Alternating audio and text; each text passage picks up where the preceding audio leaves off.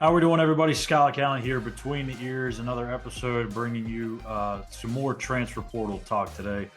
Kind of got into it a little bit yesterday about just this time of year, the craziness of it, and really about why West Virginia is having to rely on the portal for some guys. And I kind of wanted to get more deeper into it today because there was a part that I discussed yesterday about the Country Roads Trust, fans needing to start participating in that if they're able.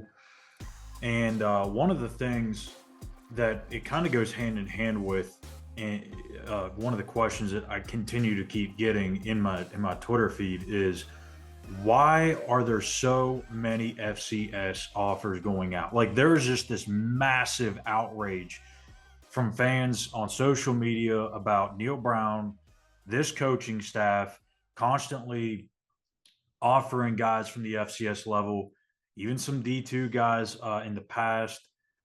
They got Noah Massey, who was from Angelo State. He didn't factor in at all this year, but there have been guys that are the non-traditional transfers that have come to West Virginia. You think of Alonzo Adai, you think of Charles Woods, you think of there's been a few really that have kind of made that jump up.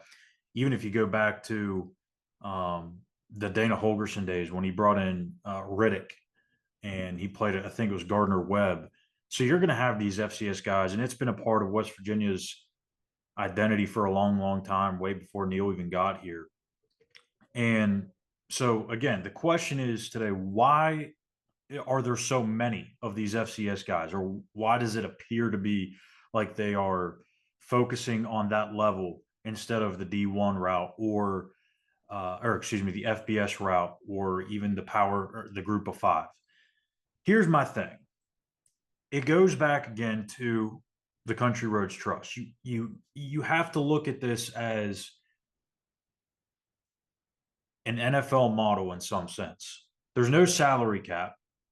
So that's the major difference between the two. But in some ways, you are capped because you only have what's available to you, be it the trust, be it the MAC, and whatever other revenue streams that come in. So you can only offer so much money to so many guys.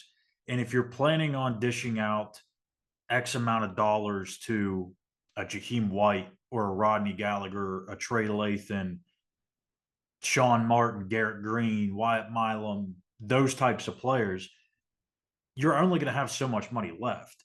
We're not talking about Georgia here. We're not talking about Alabama's payroll and what they're going to be able to afford with players. When you go to the portal, it's the same thing. You can't go and compete with these other schools that are going to be throwing six figures at guys that don't deserve six figures. And I'm not saying that West Virginia isn't totally or is going to totally ignore those types of talents, because there's a few here on the transfer portal tracker that we have up here on Mountaineers now that you would assume, whether they get it or not, they're probably valued at six figures. Some of them, most of them, I would say probably not. And that's the big thing, is regardless of this new era and regardless of the way talent is brought into the program, it doesn't change in terms of the pecking order. The bigger schools with the deeper pockets are going to go after the guys that they can afford. They can afford to throw six figures at a guy that may be a third string running back. They may be able to throw six figures at a guy that is a rotational corner or rotational pass rusher. West Virginia can't do that. Now, I don't know the exact numbers that are in the trust. Nobody does. But I would be very shocked if West Virginia would spend six figures on a guy that they don't intend on starting. So you have to think of it like that. It's the same as it was before all this, when you still had kind of schools illegally throwing money out there, number one, and number two, the big dog's going to eat more than the little guy. And for West Virginia, I actually think believe it or not, this is a good opportunity for schools like West Virginia to take that next step and kind of close the gap a little bit when it comes to some of these players that are in the portal with that gap that is between them and the big schools. West Virginia's fan base is so passionate, extremely passionate. It is talked about as one of the best fan bases in college sports. You hear it all the time on broadcast. It's nationally respected. But this country roads trust. Again, I go back to this time and time again. That thing has to grow. It has to get much bigger than what it is. There's been a lot of growth in the last year, and there's been a ton of growth really over the last week. But it's still not in the spot where you would expect it to be for as big as this fan base is and as passionate as it is. If you want West Virginia to go and get these Power Five guys, they got to have the money to do it. They've got to have the money to offer because you're allocating so much money into keeping some of the talent on your roster. You're trying to keep those teams that are trying to poach you left and right every second you turn around. You've got to throw money at the guys that are on your roster first and foremost. Then you can go and look at the guys in the portal. You have to go with what you know, and that's your roster better than anybody. So you have to first and foremost retain the guys that are going to be a big part of this thing moving forward. So there has to be money there to use. You don't have the money, you're going to get what you pay for. And I hate to say it like that, but it's just the reality. And that's not to say you can pay, again, a rotational corner or maybe even a starting corner from an FCS level. There's a few FCS corners they're looking at. And if one of those FCS corners comes to West Virginia, he's probably not getting $1 million. He's probably not getting six figures. Maybe he is. But that's a hidden gem that you're looking for. That's what West Virginia has to rely on right now with the resources that they have, because they can't just throw money around like it just grows on trees. So that's why I encourage fans that if they're able and they are wanting to have an opinion on the types of players that West Virginia is going after, you have to play a part in this. This more than ever, do the fans have a part in somewhat piecing this roster together or keeping it? They've never been able to do that before. Now you can. You're not going to be able to suggest what players they go after, but you're going to be able to give them more money, give them more access to guys that maybe they wouldn't have been able to in years past, or maybe even in this portal cycle. It's got to get stronger from where it was a year ago, which it has, and it's got to get stronger within the next 2 weeks. It's got to be a heck of a lot stronger because this is a big, big window here where you're trying to keep players and then get guys from the portal. And then after that, you got to build on it from now until the spring, because guess what? When that spring ball period ends, when transfer portal window opens back up, you're going to have guys departing. You're going to want to add maybe 2 or 3 pieces. There needs to be some money there to retain and to recruit. So to me, first and foremost, before you even get into anything else, it has to start with having a bigger pot to work with. You're not going to go to these Power 5 transfers. And I've seen multiple people say, oh, they should go get Julian Fleming from Ohio State, or they should go get this guy from Notre Dame or whatever. Those guys are not even going to want to talk to you if you don't have what they want. And that's just the brutal, honest truth about it. You're not going to be able to go to those guys seriously. I mean, you could say, hey, we're going to offer you. They may make the Twitter post, blessed to be offered by West Virginia and all that stuff, but are they really going to listen? Are they really going to pay attention if they have other opportunities where there are 6 figures, maybe 7-figure offers on the table? No, they'd be crazy to. So until that type of money exists in the trust or exists, now I guess it would be through the trust or just in any NIL opportunity outside of the trust, it's going to be hard to get those types of guys. And it's not just West Virginia. You look at it all across the country. Texas Tech, for example, they are actually in on one of the same defensive back transfers as West Virginia, and it's a Canadian guy. It's not a D1, D2, D3, JUCO, NAIA guy. This is a Canadian transfer from Guelph. Probably never heard of it. I actually thought it was a D2 school before I really did my research. I just thought it was another D2 school somewhere in the middle of nowhere, maybe in Iowa somewhere. Sounded right. Did my research, and what do you know? It's in Canada. And he took his visit to Texas Tech, and he'll be visiting West Virginia this weekend, and that is Devin Cromwell. He's also got offers from Arkansas State, Eastern Michigan, Southern Miss, and the aforementioned Texas Tech and West Virginia. So, again, this is what I'm talking about. You're going to have to go and find these types of gems where really no one's paying attention. Do you think Devin Cromwell, all respect to him, do you think he's going to get six figures? I think not. Do you think, and I hate to mention these kids by name, but I mean, it's just, these other FCS guys, do you think they're going to get six figures? Probably not. Some of these FBS transfers that are Power 5 maybe not get that much money either. But what Neil Brown and the staff are doing, and even Drew Fabianis, the GM, you've got to use your money smartly, because right now you've got a much stronger pool to pull from than you did a year ago, like I said, but it's still not where you want it to be. So you have to take what you have and throw it at the best players that you have on your roster. And then you kind of got to bring in these guys that are maybe overlooked, under the radar, whether it's from the FCS, G5, D2, Canada, and throw them a little bit of money, but maybe not the six-figure route. And fans have to understand that's what it's going to look like until the money is there.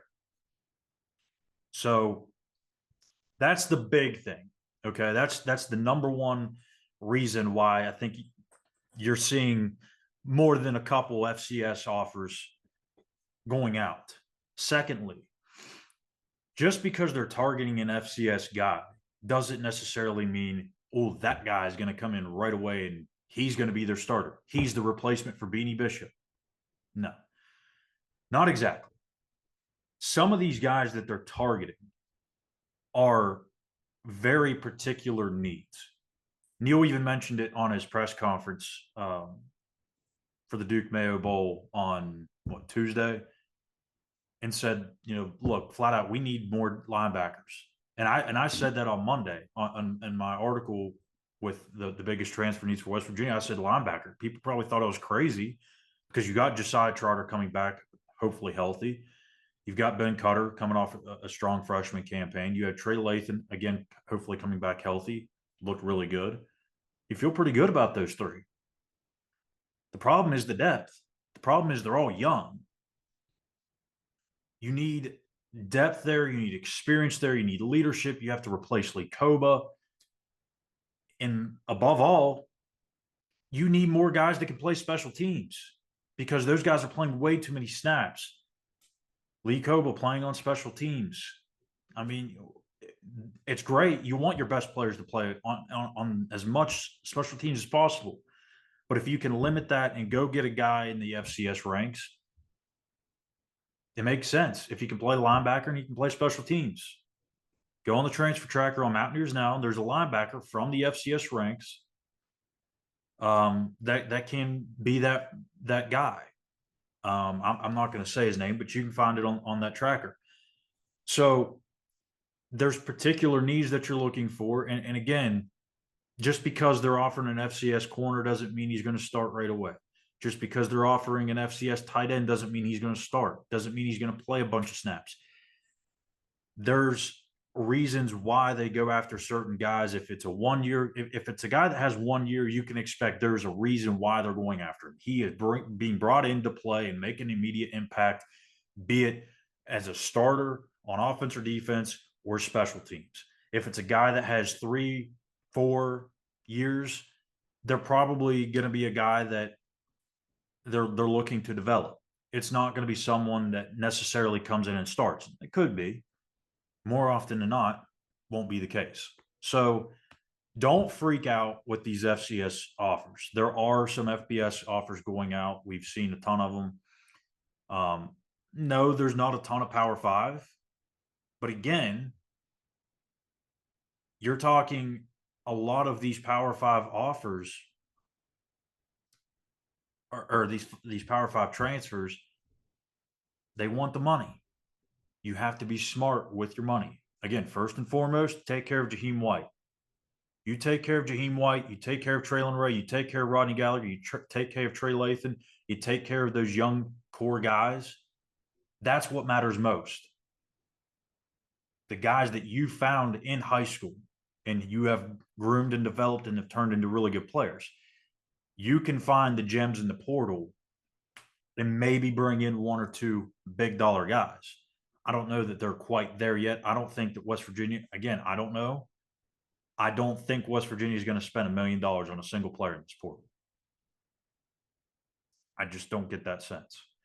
But you do look at some of these FCS and D2 guys that they're offering. Some of them have, those offers like the Devin Cromwell, where it's just some other group of 5 schools and Texas Tech. Then you have a guy like Dante Lee Jr., wide receiver from Shaw, which is a D2 school. Has offers from just about most Big Ten, most ACC schools. Pitt is in the mix, Boston College. He's got UCF on there. Washington State is on there, NC State. And more offers are coming his way. He's going to be a popular name in the portal. Jamori Macklin, who's a North Texas receiver. You could probably just wipe that one from your memory. That's probably not happening. But I mean, there's guys on this list. Again, if you go onto the tracker, there's some impressive guys. I encourage you to go look and see who they are. If you can find film of them, of the ones that they do have film of, I encourage you to go watch them. There's a reason why West Virginia is going after these guys. And again, I would also tell you to trust too Drew Fabion. This is a guy they didn't have last year. This is a person on their staff that they did not have to their advantage. A lot of schools don't have a GM. This is a new thing. West Virginia got ahead of the curve, and they can use this to their advantage, to their edge. This is a guy that spent many years in the NFL scouting players, projecting players to what they can be. I think if there's anybody you want to trust about evaluating not only talent on the roster, but off of it and in the portal, it's Drew Fabion. I think there's going to be more hits because of it. And I think because of a little bit of an increased pool in the trust, there can be more trust with the retention of the roster. So that's kind of my thoughts on the whole FCS thing. Don't panic. Don't freak out. It's December 6th. The portal opened 2 days ago. Okay. There's going to be some guys that are going to come in. Yes, they may take more FCS guys or D2 guys than Power 5.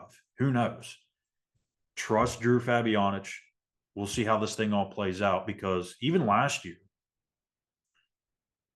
there was a lot of FCS offers going out. They still ended up getting some really quality players like a Beanie Bishop, like a Cole Taylor.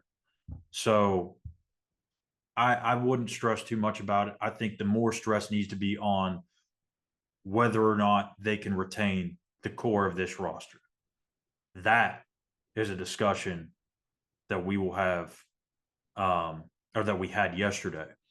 So I think there's no reason to worry about it. But if you want to go and find my more in-depth thoughts on it, you can go here onto this YouTube channel at Mountaineers Now and find that video. You can also find it on Mountaineers Now on our site. So we'll wrap it up here for today's show on Between Ears. I'm Schuyler Callihan. Make sure you smash that subscribe button on YouTube at Mountaineers Now and follow us on X at the same handle. I'm Schuyler Callihan. Thank you guys for watching. We'll be back with another episode tomorrow. Take care.